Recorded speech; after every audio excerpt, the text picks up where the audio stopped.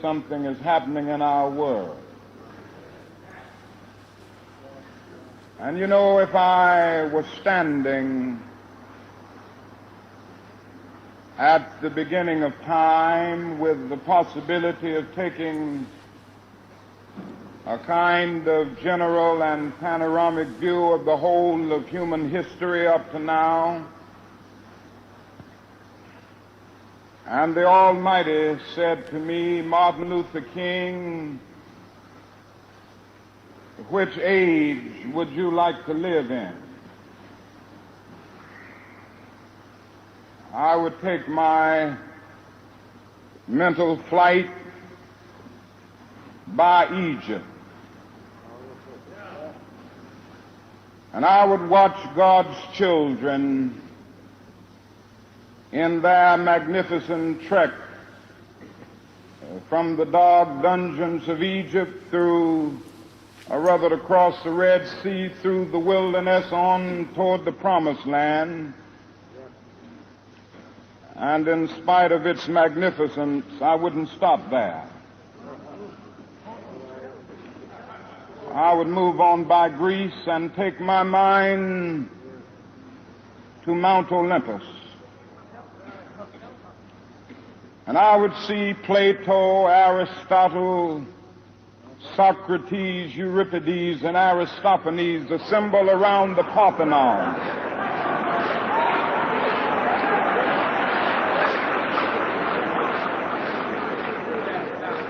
And I would watch them around the Parthenon as they discussed the great and eternal issues of reality, but I wouldn't stop there. I would go on even to the great heyday of the Roman Empire.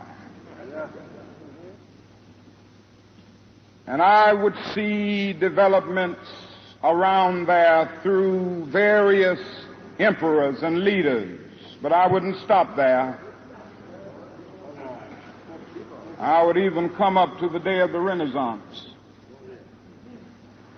and get a quick picture of all that the Renaissance did for the cultural and aesthetic life of man, but I wouldn't stop there.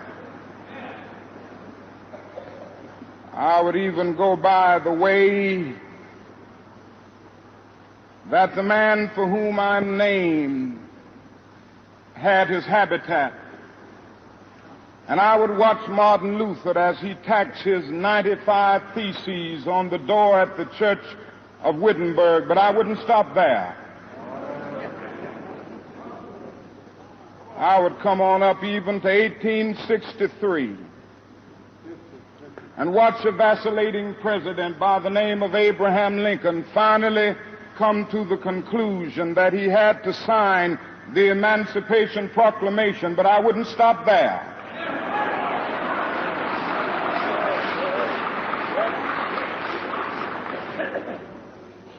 I would even come up to the early 30s and see a man grappling with the problems of the bankruptcy of his nation and come with an eloquent cry that we have nothing to fear but fear itself, but I wouldn't stop there. Strangely enough, I would turn to the Almighty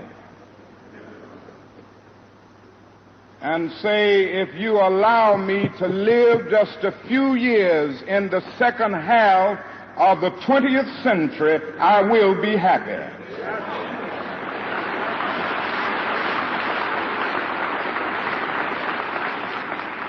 Now, that's a strange statement to make because the world is all messed up. The nation is sick.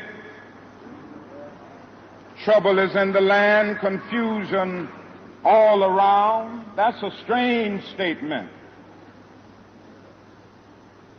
But I know somehow that only when it is dark enough can you see the stars.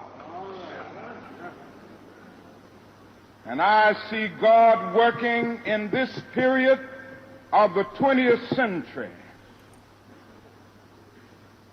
in a way that men in some strange way are responding. Something is happening in our world.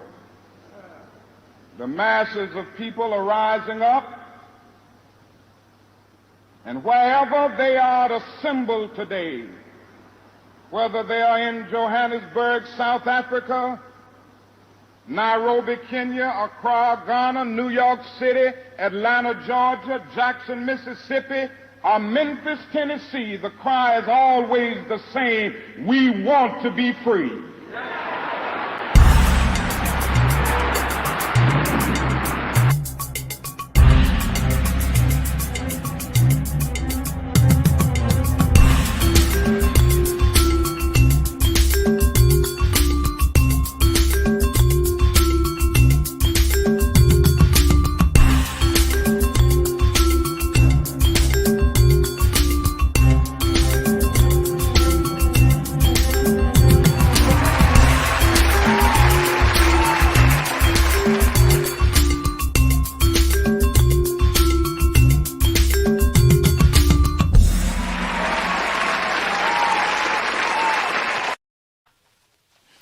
Assalamu alaikum warahmatullahi wabarakatuh, everybody. Happy Martin Luther King Day. Or I'd say, let's activate the spirit of Martin Luther King on Martin Luther King Day. I'm your host, Preacher Moss, host of the SOS, the ShOUT show. What I played for you, you probably heard before, or you may not have heard before, because that's actually the beginning of the I've Been to the Mountaintop speech, whereby he gives this very, very eloquent description of how time chooses us, not how we choose time. And I thought it was very, very appropriate, because we do live in times, as he says, that are messed up. But I thought today, instead of celebrating Martin Luther King, his life, his accomplishments, I thought that we would have a really, really honest discussion about what we owe this man. What we owe this man. And I think it's really interesting, because we talk about a spirit and a nature that's been gone well over 50 years, but the work is still here. When I say the work is still here, I say the work is still here to say that it's not completed, to say that it hasn't been expanded to bring in more people that are righteous workers, people with a pious understanding that justice is something that cannot be planted and not have water put on it. You know, justice is one of the few things, brothers and sisters, that appeals to all of us. You know, this talk outside of the speeches, outside of the great quotes, outside of the marches, outside of the sit-ins, outside of the letters from jail, I really wanted this little bit of time that we have together to really be focused on the man. Now, I'm going to be honest with you guys. When Martin Luther King was assassinated, I was about a little under 1.5. But I can tell you that as I grew, I remember seeing pictures of Martin Luther King hanging up in black households. There was Jesus, there was JFK, and there was Martin Luther King. But what I want to say is, as I got older, you know what? I noticed that there were less pictures of Martin Luther King. And then Jesus and, JFK as well. But my point is, brothers and sisters, he left a legacy. And when people leave you legacies, they expect you to understand that there's a continuum that's understood. I hand something off to you that says, this is how far I can go. This is how far I'm supposed to go. Just the same as he began to talk about in his speech, I've Been to the Mountaintop speech. What he's telling you is that each part of time that he's mentioning, it was a continuum. It was meant to be handed off. Brothers and sisters, not just dropped or put on the table. It was meant to be handed off. People are supposed to be there to not just look at legacy, but to expand it.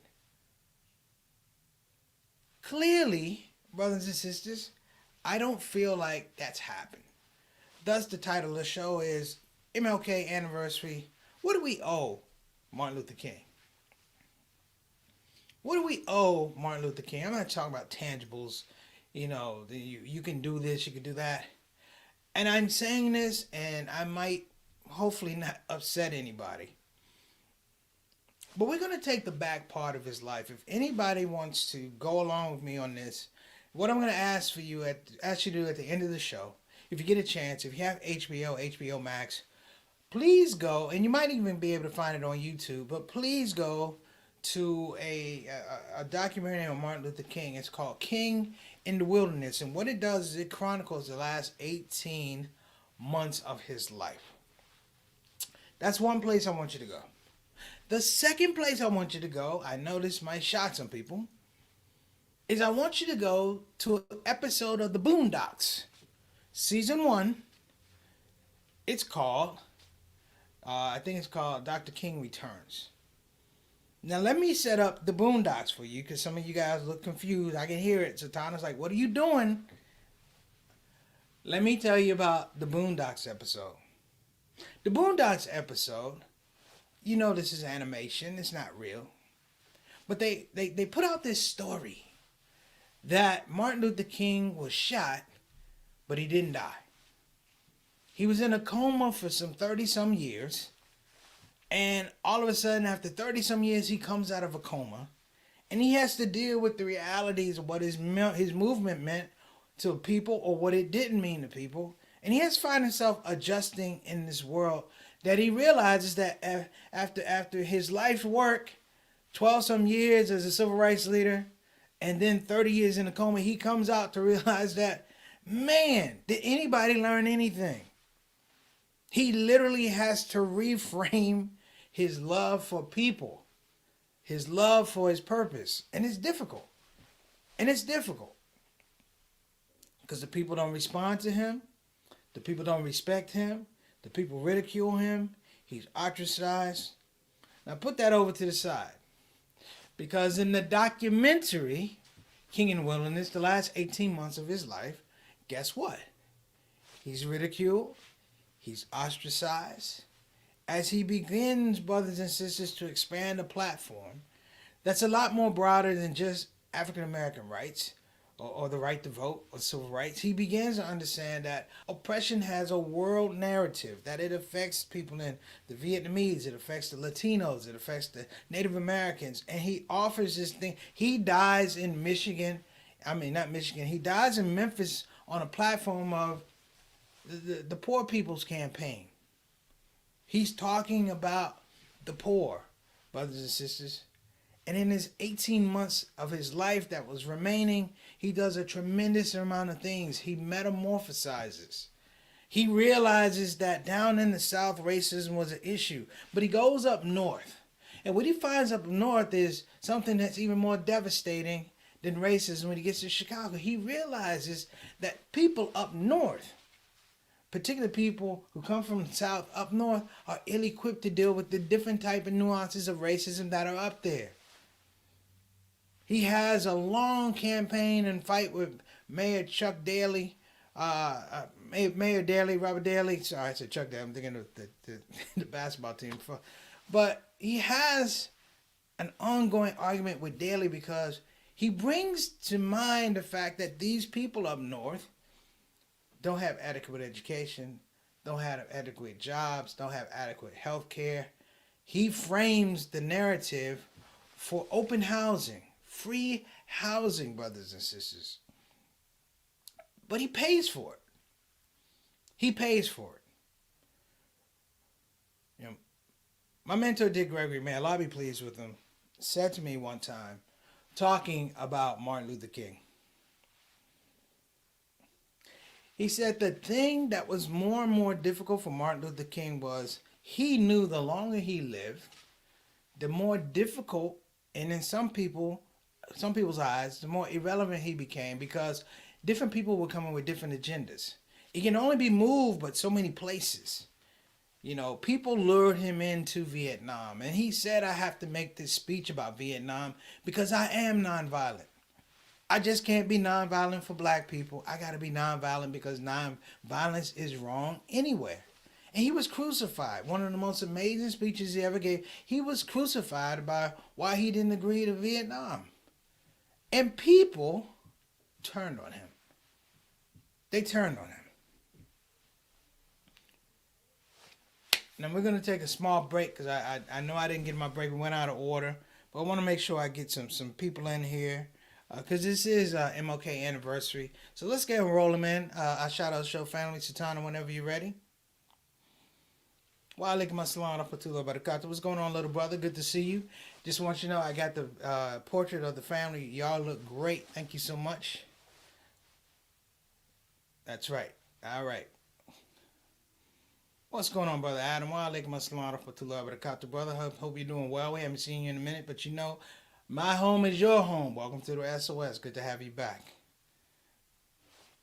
My main man, Altaf Rashid, Mr. 6 o'clock, the Canadian ambassador to the show. How you doing, beloved? Good to see you on the show. Wa alaikum assalam wa rahmatullahi wa barakatuh. Thank you for joining us on this particular segment. Next up,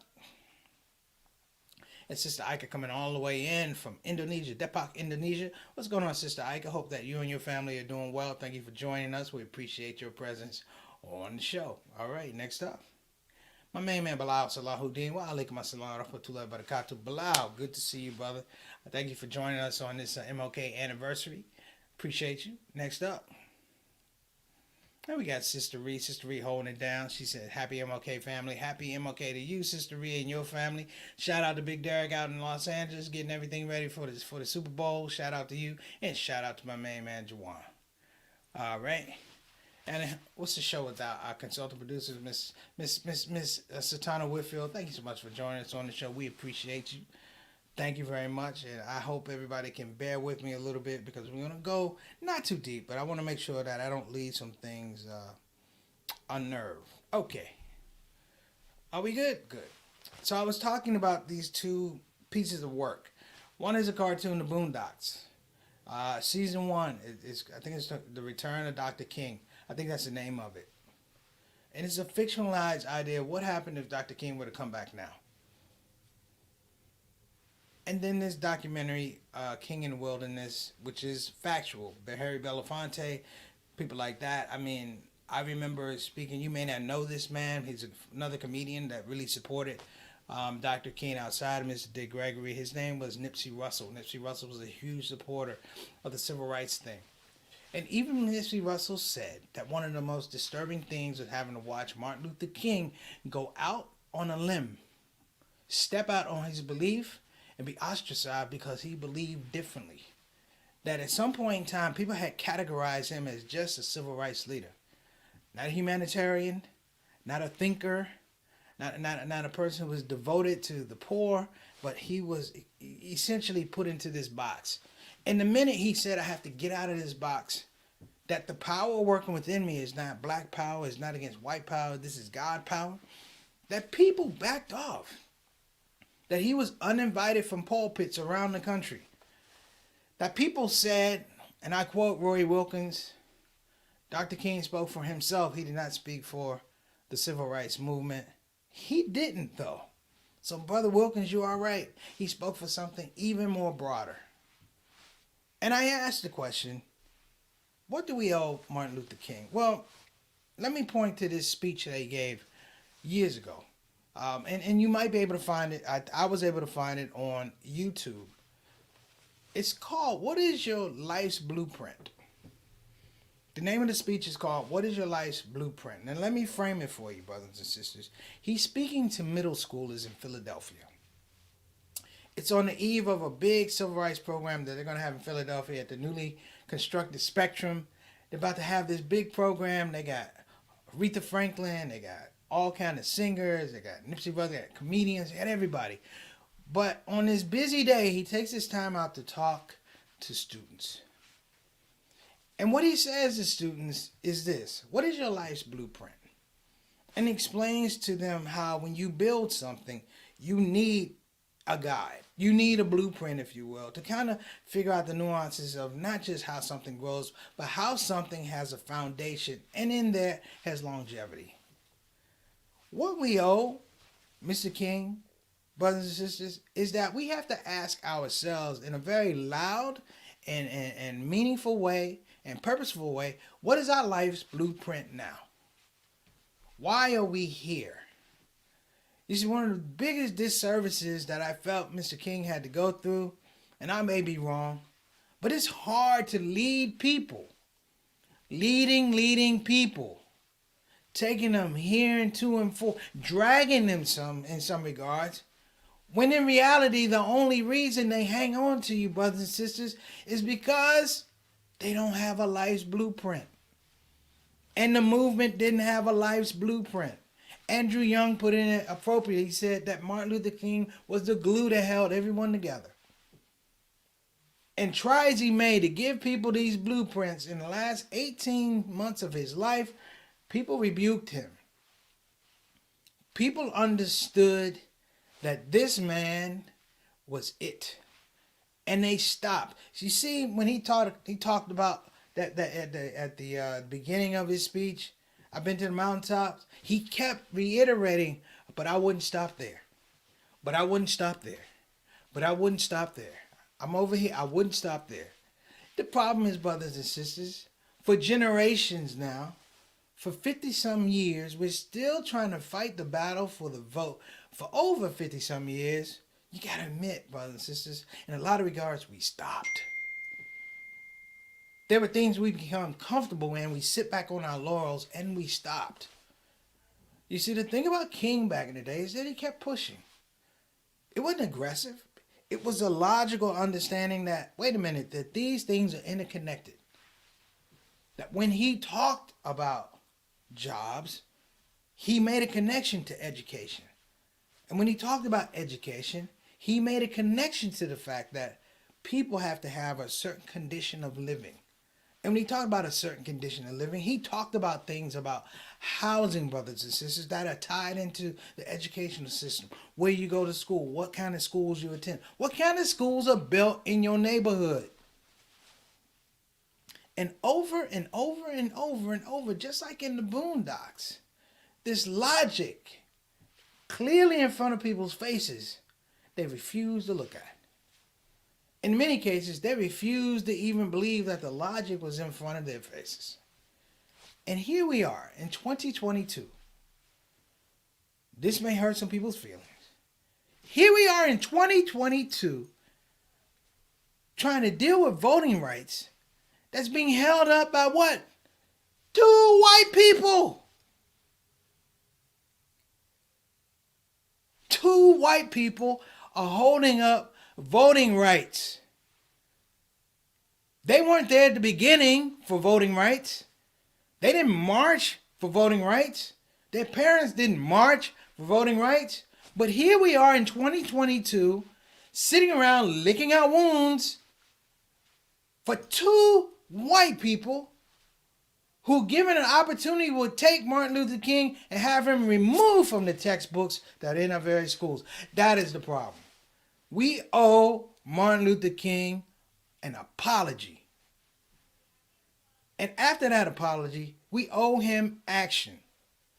I don't mean, brothers and sisters, going to the Senate. I don't mean, brothers and sisters, trying to influence our congressman. You can't do that. He clearly told you throughout his life, brothers and sisters, that was something that didn't work. That you can make somebody legally, hear me now, legally obey the law, but you can't make them morally respect it. You can't make them spiritually understand the nature of the law or the compunction whereby, you know what, this law is just representative of the fact that this is what you're supposed to be doing anyway. And over again, brothers and sisters, let me tell y'all something. And he said this, and it shocked me, but he said this. He essentially said that the voting rights and things like that, see, it wasn't a big deal because white America didn't have to really sacrifice anything. They didn't have to sacrifice anything. I want everybody to know, don't ever get excited when somebody gives you something in their mind, they're giving you something, that's yours anyway. It's only because in their possession, they've resorted to unfairness and unethical behavior or treatment that they give it back to you. Well, yeah, it's like, let's go to Oklahoma and let's give Tulsa back to the Native Americans. Everybody goes, woo! Well, guess what? That was all Indian territory. more and more, brothers and sisters, I've come to the conclusion that Martin Luther King was not right. He was prophetic. And he knew in his heart of hearts that when he left here, the sadness that the man bore in his face was the fact that he knew we didn't have a life blueprint for our leadership, for our communities. We fell back into this weird space where we thought that it was so important to be equal to the people that oppress you, which is the dumbest thing in the world. There's no way you should be concerned about being equal to the people that oppress you. That they oppress you tells you that they are of lower moral caliber and moral character. And here's a man, brothers and sisters, who tells you over and over. He says warts and all, whether you like me, whether you don't like me, my activities, my personal life, he says warts and all. I can still stand here and show you the truth of where you live. I can show you the truth of why you're treated a certain way. And here we are again, looking a president in the eye, telling us, I'm going to speak up. Well, damn, Joe, you spoke up for the LGBTQ. What about them, Joe? We were second. Remember, you needed black folk to get voted to vote for you? And first thing you do, I'm going to do this for them. And no offense to the LGBT crew. I know they don't hate me. I know they don't probably like me. No offense to the Asians. But, Joe, we put you in the game, Joe. It's people like Stacey Abrams down in Atlanta, Georgia, who figured something out, and I want everybody to hear what she figured out. That you can't count on oppressors to give you freedom actions. Let's think about this. In the Boondocks episode, Martin Luther King has to go through the idea that he has so many competing things out there that they have to actually give away tickets to his speech on a hip-hop station. And when they get there, he and Huey get there to the event, there's a big long line because people think it's a party. They think it's festive. And they have to sneak in the back to get on to speak. And when he speaks to the people who are in the party, he literally cusses them out. And some of you going to preach, Reverend Mark, he cussed them out. Now, why am I saying that? Because in real life, with the SCLC and the civil rights, he had to cuss them out too. And that mark, brothers and sisters, I'm not saying that it's some kind of itinerant leadership issues. I'm saying that at least he had the fire and the passion to forego how you feel about me, to focus people on these are the problems at hand. Who does that now? How many, like my father said, how many black folk in leadership actually get invited to the White House now?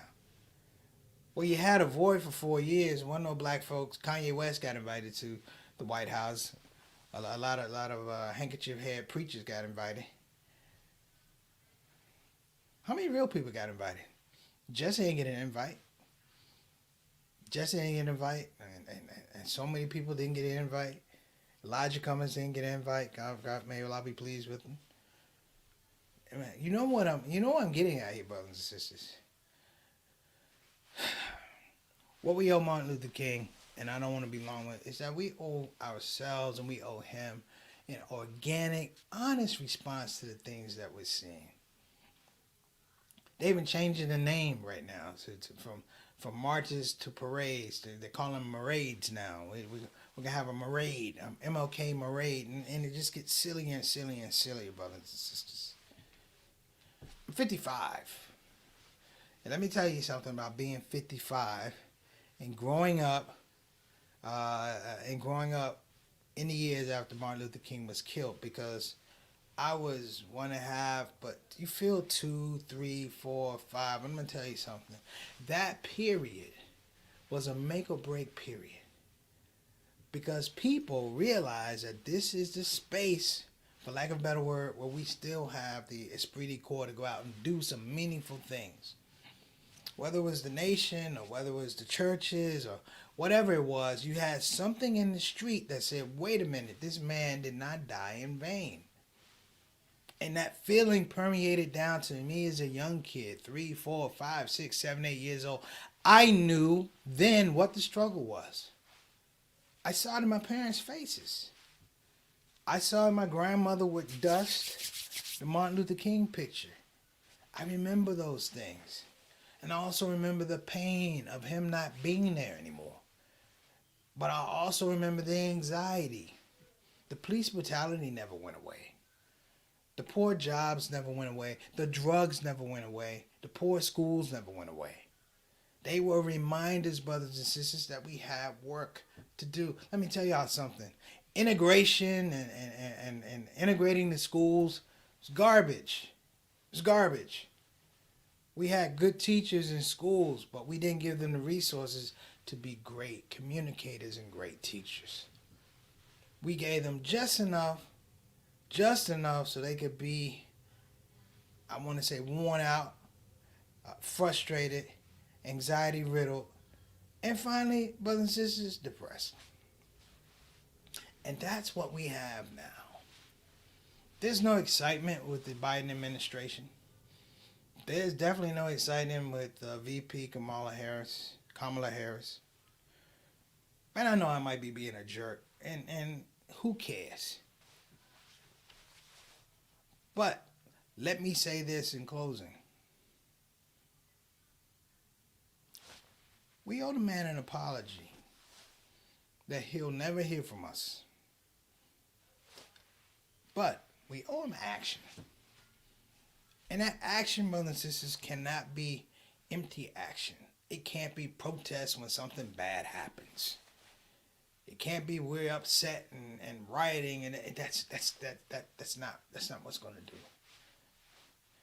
It is when things are quiet, when things are unassuming, and we interject into the spaces around this country, around the world, our creative ideas, our revolutionary thoughts that are framed on love, compassion, and action, and fairness and justice. When we put those things in play, you change the whole dynamic. We deal with what we deal with now because they haven't been put out there on a regular basis. So I am, from this moment forward, brothers and sisters, wherever I go, whatever I do, how many years I have left on this earth, I can't apologize to the man, but I can give him action. I'm going to ask everyone else on this platform, all my Shout Out Show family people, I'm going to ask everybody watching this show at later broadcast, please, get off your butts. Get off your butts. You will never work as hard as this man behind me. You will never do or be successful or achieve as much as this man behind me. And there's a reason why. Because he didn't want you to have to put in that work. He wanted you to find your own platform, develop your own value, your own strategies. Literally, he called for everybody to have a life's blueprint. And that life's blueprint was filled with passion and purpose, not just for you, but for the people around you. That's a shout-out show today. I'm Preacher Moss. Let's go ahead and get to our sponsors. What's going on, Brother Elijah? Wa alaikum assalam wa rahmatullahi wa barakatuh. That's right, man. Appreciate you. The struggle is real. You are correct, brother. The struggle is real. I appreciate you. I got to read this from Adam Khan. He said after the 2020 election, Brisha Joy Gray, Biden's press secretary, said that the black vote should not be given reflexively to the Democrats, but strategically withheld in those states where it would matter in exchange for something. Yeah.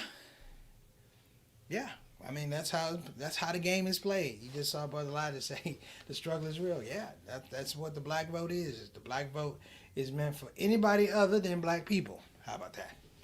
I think I summarized that correctly. So let's go ahead and get to our sponsors. I'm going to let everybody get out of here. Brothers and sisters, one of our sponsors, actually, if you ever watched the movie Eyes on the Prize, the March on Washington, she's actually in there. That is attorney Maxine B.K. Esquire. She's actually in there.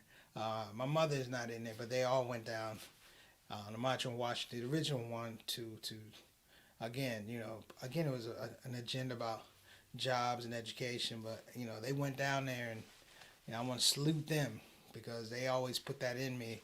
All the stuff you hear and spill out, that was put in me, just so you guys know. All right, so we want to give a shout out to www.befinancialindependent.com. Again, that's www.befinancialindependent.com. You can call 202-508-3780. Again, that's 202-508-3780. Okay? Next up, we want to give a shout out to Bayan Islamic Graduate School. If you're thinking about getting a quality graduate education, brothers and sisters, look no further. Go to bayanonline.org. Again, that's bayanonline.org. You can start looking at some of the courses for summer into the fall.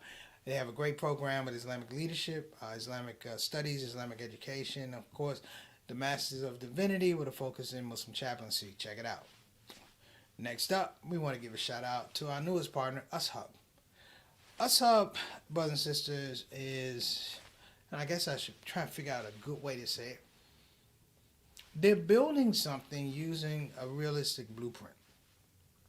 In that they have structured a way to bring a lot of Muslim content to you, but it's Muslim content of value. They are doing some things that are revolutionary. There have been other Muslim platforms, wannabe Hulu, wannabe Netflix, but in talking to them, what they've presented is a much larger vision whereby we can take this content, our Muslim content, Muslim themed content, and move out of this space of it being Muslim and present it in a space of it being excellent. Taking it to the marketplace that this is excellent and it happens to be Muslim. That this has value and it happens to be Muslim. That the greatness in it just reflects who and what we are as a people. So I appreciate ushub.tv. Again, that's ushub.tv. We're working on some things. If you guys want to see your brother Preacher Martha's comedy special, Love Supreme Anatomy of Gratitude, please go there. You can get first 14 days are free, and then you got to pay. But go check them out, please. All right. And last but not least, we want to give a shout out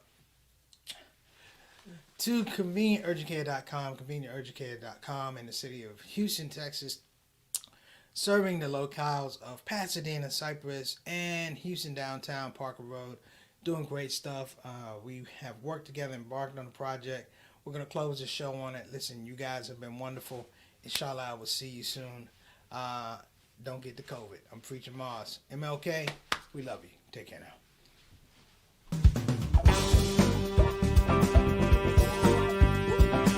Hey, babies. Welcome to Radio WCUC, Convenient Urgent Care, home of the smart patient. This is DJ What It Do. You know what time it is. It's the top of the hour, and the request lines are open. You know what you want to hear. I know what you want to hear. Operators are waiting. I just got to hear Don't Get the COVID. Don't get the COVID. Put your mask back on. The Delta COVID, more contagious than before. Don't get the COVID. Go on and get the vaccine. You know that it can keep you safe, and your people living up in your space. Don't get the COVID. You need to wash your hands. The Delta COVID is more deadly than before. Don't get the COVID. Go on and get your vaccine. You know that it can keep you from dying. Don't leave your family all alone and crying. Don't get the COVID. We invite you to join our fight against COVID and against misinformation. It's time to listen to the doctors and trust the science. When I think of people dying that don't have to die, it makes me sad. Now it's the time to be sober. Together we can make this thing over. Let's fight the COVID. Convenient urgent care, home of the smart patient.